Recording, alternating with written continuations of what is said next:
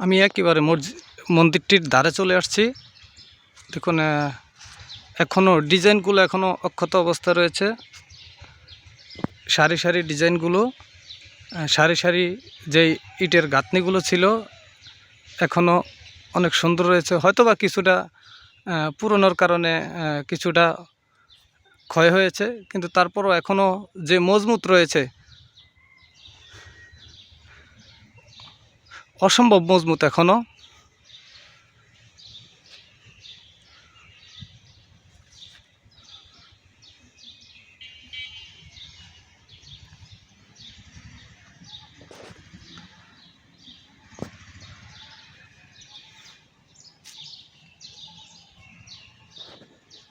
অনেক বড় মন্দিরটি, বিশাল বড় একটা মন্দির।